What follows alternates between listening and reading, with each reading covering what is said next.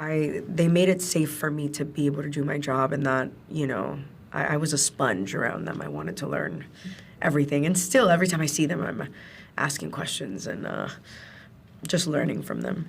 These two guys have been childhood friends. They've known each other for 40 plus years. And there's two guys that also became movie stars.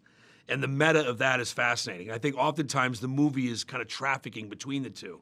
And then they become kind of intertwined at moments.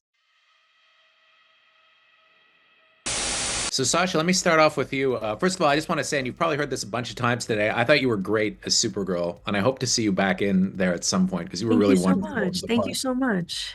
That said, I thought you were terrific in this movie, and I wanted to ask, what was it like being in such intense kind of one-on-one scenes with Matt and Ben, with such an iconic, probably the most iconic acting duo of our time, I guess? Incredible. It was an honor. They're amazing. They're kind.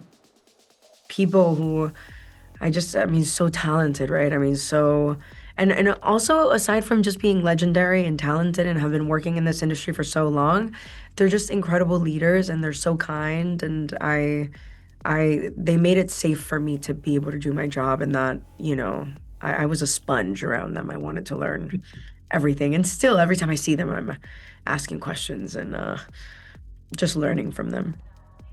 And Catalina, what I liked about your character that I thought was so interesting and kind of fresh was that she's this badass and this cop and tough and stuff. But then you can also tell that you get a sense that she has these other priorities too. Like she's got a family to take care of. She's like, I gotta pop out and call my kids. And what do you mean I can't call my kids? And I don't feel like I've ever really seen that in an action movie before. Like I feel like they're always just kind of presented as these superhuman characters with no family responsibilities or anything. And can you talk a bit about that? Well, that's what I love about the script. It's just you are reading real people, with real problems, with families. But also because she has a family, she has to do this kind of job that is feeding her family. She doesn't like the job, risking her life every single day. But she has responsibility with her two children. So I think it's a very human thing. The characters are they feel very human. It's not like a robot. It's very complete. And Sasha, were you surprised to hear that apparently this is somewhat based on something that actually kind of happened? Like inspired by something anyway? Yeah, you can Google it. It's there. Instead of 20 million, it was 23 million. But yeah, you can Google it. It's insane. It happened in Hialeah, and we got to meet the cops who led the I got to meet only the boss, but you met the whole the squad. team was there, and usually the team would be background on the film. So the background, sometimes they were the real people. Wow. Yeah, incredible, and such strength, and it was crazy to learn about something like that and have people brave enough to walk into places like that. Well, and Catalina, that brings me to my last question, which I want to ask you, is that Carnahan always has this kind of, really seems to have his finger on the pulse and tries to make a realistic cop movie when he makes a cop movie like Narc and like this one. Yeah. With that in mind, did you guys have to do a lot of training beforehand? Like, because I noticed the way that everybody holds guns seems very realistic, and it doesn't seem like Hollywood fake. It seems like much more grounded.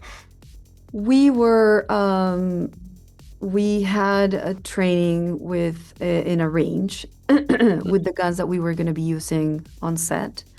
The gun guys were there right next to us. If we were doing something bad, they would be like, "Don't do it. Put your finger here. Just hold it like that." They were very careful, I think, to just make it all real, because the characters are so well-rounded. For some, and someone that knows guns, they're like, well, but they're putting the finger on, it just doesn't make sense that they've never used a gun. So I think they were very careful, even those little details. Well, thank you very much for your time. I appreciate it, and thought you were both great in the movie. Thank you very much. So much. Thank you. Okay, so I got to say, one of the most vivid memories I ever have was watching Narc in theaters when I was like 18 years old, and that opening scene, and being like almost pissing my pants at how intense it was. Right. But I was so excited to see this, and I have to say this is one of your best movies, I thought. But what was cool about it is Matt and Ben are such an iconic duo of our time, but I've never seen it in a movie where at times they really have an antagonistic kind of quality, which I think is really exciting for the audience. And I was wondering if you could talk a little bit about that because we're used to seeing them as like bros. Yeah. Well, I think, Chris, I think that what's interesting is that, I knew, once we started this, it's like this, and there's two distinct yet overlapping factions that exist here. It's like these two guys have been childhood friends. They've known 40 plus years. And there's two guys that also became movie stars. And the meta of that is fascinating. I think oftentimes the movie is kind of trafficking between the two. And then they become kind of intertwined at moments. It's like where I can look at a scene and go, that's Ben talking to Matt. That's Kumar's talking to JD. You know what I mean? So it's like you're absolutely using that, manipulating that as a tool because you don't want to see them combative. And it sets the audience on edge, which is purposeful and deliberate, especially when we were trying to create paranoid suspicion and tension and so on. So having that to bank on, dude, that shared life and those experiences. I mean, I can't even tell you how great that is. It's like because dude, it becomes something that's like that you could feel the gravitational pull of those years spent, and you just can't fake that. I mean, Daniel Day-Lewis could clone Daniel Day-Lewis. I still don't think he'd be capable of. You know what I mean? It's like history. It's a different set of gears, man.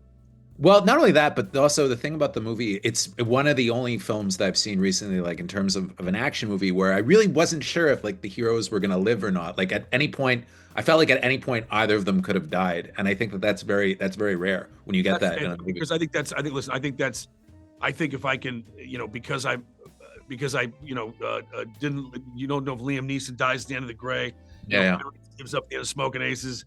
You don't know what the hell happened at the end of Narc. I killed Ben in 15 minutes, the first 15 minutes of Smoking Aces. So there is a bit of, but I'll tell you, it's like, listen, when I watched Man on Fire originally, I thought Dakota Fanning, knowing Tony, that she was dead. Yeah, it never occurred to me that she had, and I think there's some great value in the rug pull of like, be careful, this may not go the way you think it's going to go.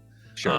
And I think there's, I love that, man. I love that, that you didn't feel safe. That's great. You don't want the audience to feel safe until it happens, and now they're in on it. Now they're part of it, Well, and the other thing that kind of blew my mind was that it was based on kind of a true story, right? Like it was inspired by an actual rip. Like, can you tell me a little bit about that? My friend Chris Cassiano was part of that team that went in there on that original. We changed certain things, but a lot of it was, was 24 million in real life. This was 20 million. It was an older Colombian guy. We got Sasha. So we took dramatic liberties with it. But Chris tragically lost his son to cancer, and I think I was looking for a way to kind of to appease this part of my friend that was in terrible distress and anguished over the loss of his. I can't imagine that, man. It's no parent should ever outlive their child. I can't imagine a worse fate. But I think I wanted to, like, can we create this kind of little monument, this little testament to his time here, and infuse this story with that very, very personal, very intimate detail. And he was completely game and trusted me. And I showed the movie about a month ago in Miami, and we just bawled our eyes out. And it was this great cathartic kind of moment. And it's tough. It's tricky, but because but once you get that buy-in, now you're trying to put together this really, you're trying to build a timepiece. You're trying to build this very specific, like Rube Goldberg device that hits here, and like it's like that great.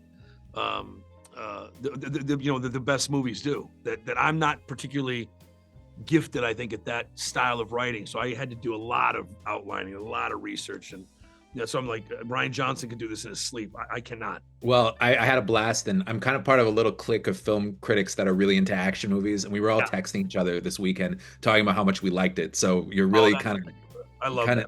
Well, nailed it for the audience. Yeah, I love it. That's great. Thanks, man. Thank you. Appreciate it. Thank you, man. Take care.